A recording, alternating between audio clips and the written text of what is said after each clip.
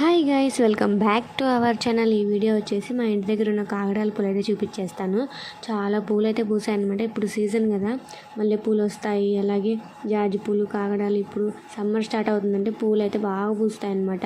కాకపోతే మనకి మొక్కలకు కావాల్సినంత వాటర్ అయితే ఇవ్వాలి. వాటర్ ఇస్తే పూలు అయితే చాలా బాగా వస్తాయి. ఇప్పుడే ఎండలు, ఇంకా ఎండాకాలం బాగా స్టార్ట్ అవ్వకముందు ఎండలు అయితే బీభత్సంగా అయితే ఉన్నాయన్నమాట. ఇంకా ఎండాకాలం ఎక్కువ అయ్యే కొద్దీ చాలా వాటర్ అయితే ఇవ్వాలి మనం మొక్కలకి. మా ఇంటి దగ్గర వచ్చేసి చాలా మొక్కలు అయితే ఉన్నాయన్నమాట. ఎప్పుడైనా వీలు కుదిరినప్పుడు మొత్తం ఏమేమి మొక్కలు ఉన్నాయి ఏంటనేసి లాంగ్ వీడియో షూట్ చేసి అప్లోడ్ చేస్తాను, చూసేయండి.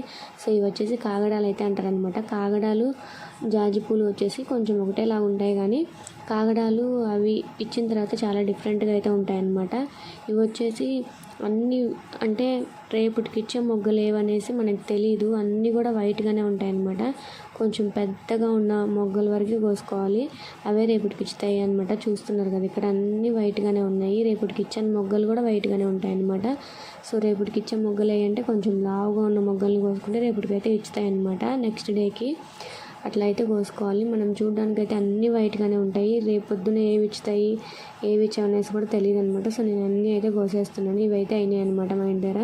సో అదనమాట ఈ వీడియో. Bye guys.